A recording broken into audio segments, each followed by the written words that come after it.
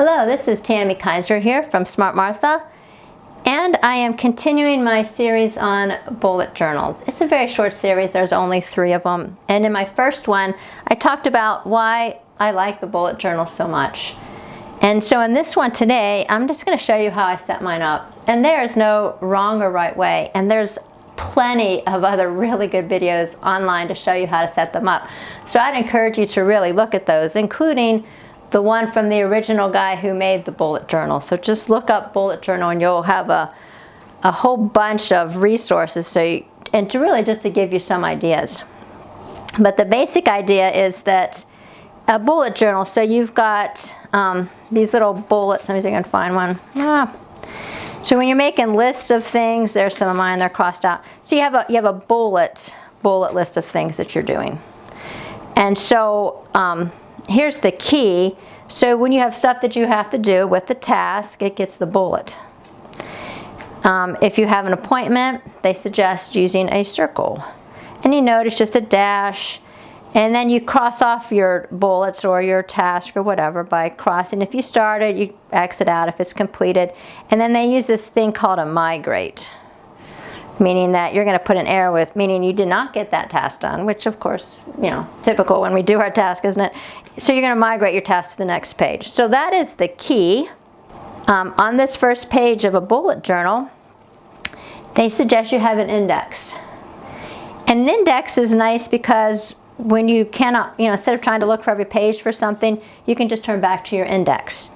So whenever you start a new page, you write the page number down and you write back what you did on that page number. Now I talked a little bit about how flexible a bullet journal is, and you'll see how flexible it is. Because you have a plain old notebook, and if you buy the right kind of bullet journal notebook, like I say, most of them don't have the spiral ring here, they're usually just plain. But a lot of them come with the pages already numbered. This one I got at Target, didn't have the pages numbered. But I like the size because, like I mentioned before, I can take it with me. Really any kind of notebook will work. But I had to number my own pages. So it's kind of a drawback. I had to draw my own pages. But that's okay. Got them down. Wrote them all down. And so whenever I start a new page, like this is really the page I'm on now for this week in January. So on page 58, I guess I had to start over here, I put the days, that was for the week of January 23rd through the 29th. So that's how the index works. Generally, other people who have set up the bullet journal do a 12-month or a 6-month overview. For me, this is totally pointless. I actually use an electronic calendar. I use Cozy, but it's no different than a Google Calendar or the iPhone calendar or whatever. Those take specific times and dates, and those are like for very specific appointments that I have. Usually it's the stuff I have every single week. So I'm not going to write in my weekly here on my bullet journal, my whole Thursday out by times. Like I take the kids to school at this time. I have, basketball practice after school here. Then so-and-so goes to play practice. I'm not going to write all those times in here because that's not really the purpose of this. The electronic calendar keeps track of that, copies that so you don't have to rewrite it every single time. And so when I need to refer a time for something, I will just pull up my computer on my phone and I will look at that particular kind of thing. So that being said, your weekly stuff, and that's what I was saying about this monthly stuff, really doesn't have too much purpose. I suppose if I had something coming up, like December we had a trip, I can sort of have that on the horizon. Oh, I've got a trip coming up in December, or in May I'm going to start my affiliate program, whatever. So I can put those on there, sort of a long-term goal kind of thing. But I really don't really use that very much. So down from that you have the month. And the only thing I use the month for is I pick out 7 goals that I'm going to accomplish every month. What's the most helpful? So here's December goals, and I picked 7 that I was going to do in December. And look, I crossed off, they should be dots instead of circles, sorry. So I crossed off the ones that I did. These ones I'm moving forward, one of my goals for December is to do my Smart Martha blog faithfully with Facebook and Pinterest things. If you've looked at my blog lately, that was not a January goal because I have not been paying very much attention to it. But so those are my goals for December. Let me see, January goals. And what's nice is that, like I said, you can look. I don't have to find the January goals are on page 41. So I just have to go to page 41 and find the January goals. So 41, there's my January goals. And I only did 6 for January because I knew this one was a particularly big goal to have. And as I'm coming at the end of January, I didn't even put bullets at all for these ones. But as I'm coming to the end of January, I'm going to look over these goals, I'll cross them out, and I'll move some forward if I want to my February goals. Now the idea is that I only do 7 or 6 or maybe even 5 goals a month. And one could be, look, clean out freezer and pantry, okay? I'm a dance teacher, so I choreograph routines and stuff like that. Oh, I did put this on here for January. See, I've not been very good at that. But look, bullet journal video. I'm getting that one done, so I'll be able to cross that off. So come February, I'll write 7 new goals. And for me, just to stick with these particular goals, not to try to start anything else, I really need the discipline of that. Otherwise, I am all over the place. And in particular, I like to, once you do write your goals down, you can break that down into bite-sized pieces. So the marketing relationship, I have a video program for women on relationships. And so January, I'm trying to market it. And so here's some of the ideas that I have, and I'm, cross off things that I've done. So that's how I use the monthly aspect of it. 7 monthly goals. Now, where do I get those goals? Well, ideally, I have a little brainstorm plan, and they come from here. Let me see where that would be. That would be under, I call those projects. So on page 14, I have projects. And those are just ideas of things that I have coming up. So my goals come from here. But one thing I have down here is a video on Pysanky eggs. So come February, I would like to start that goal, with 5 or 6 other goals. And I will take the video on Pysanky eggs. That's going to get a whole page to itself. Make a new page, like right here. I'll write that. So I'm going to write video. Like, you're probably wondering, what am I talking about? What is Pysanky eggs? You know what that is? That's those fancy, and I didn't do this very good. But like a Pysanky egg, it's those black eggs, and they've got, all kinds of cool little decorations on them. And if I had a little more time, I certainly would make this look a little bit nicer, because Pysanky eggs do look pretty cool. Anyway, so there's your Pysanky eggs. They're those eggs that you put wax on them.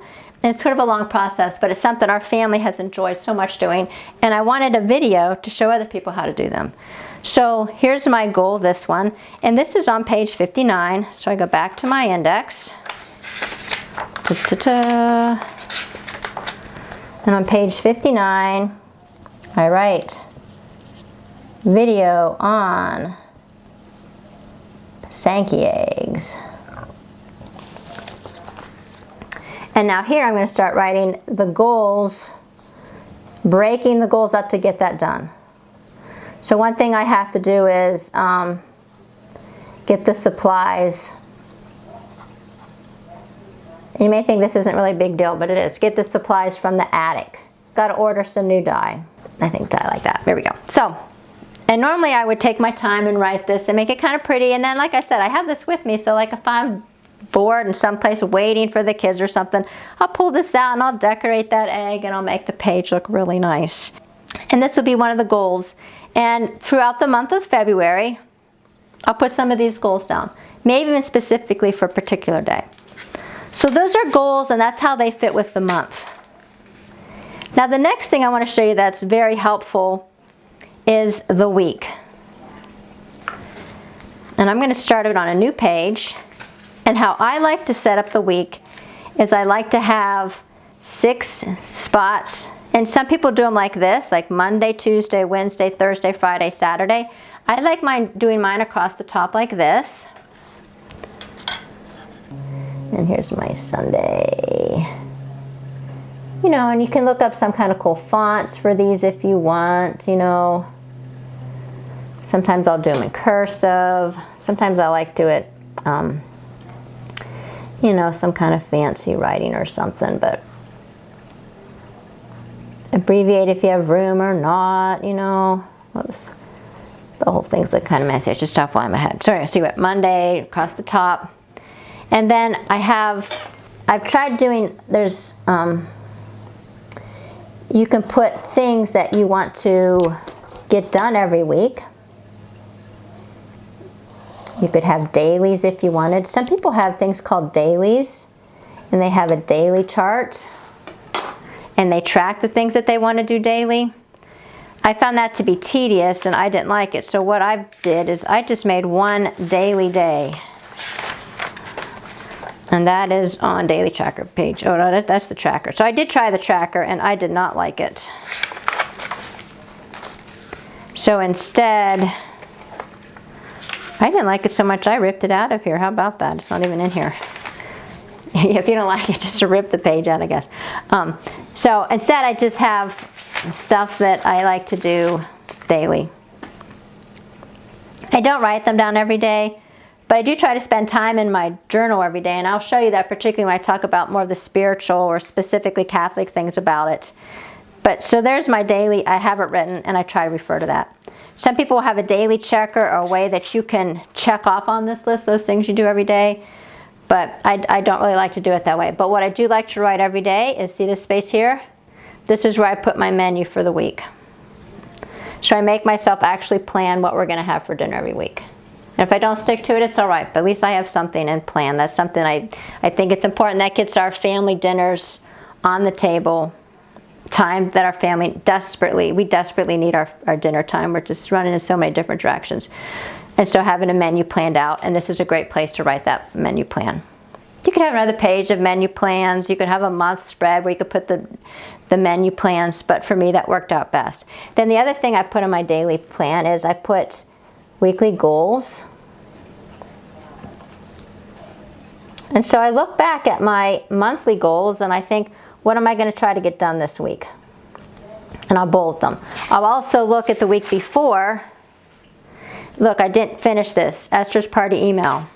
So I have to email the party. Email party invite. And, you know, these are coming from, you know, your monthly goals and from your list of other things that you did not finish. And they make all kinds of cool, you know, titles, and you can even look on Pinterest to start practicing some of your title things. I can't do them on the spot like this. I'm not that good. I'm just not that good. I know it. So I'll look at some other ones to do. So then I'll put weekly goals. Another thing I like to put on my weekly list is I put a shopping list.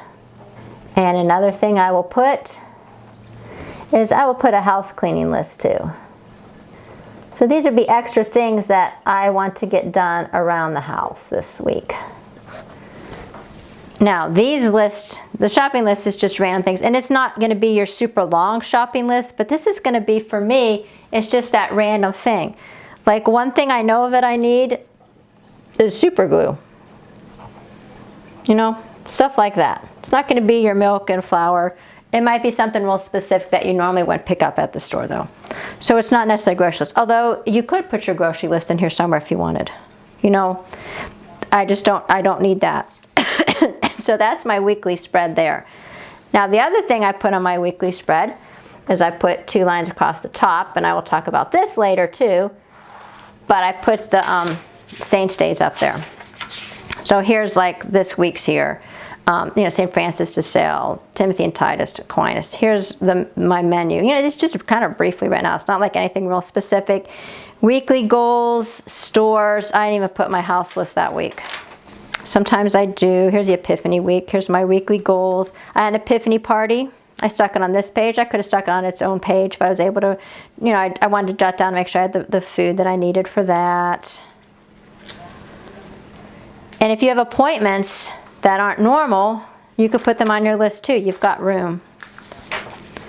So I wanted to zip ahead with the magic of cameras and show you how I finished completing this week's page. So here's Thursday, Friday, and Saturday. You can see up here I've got the appointments for the week.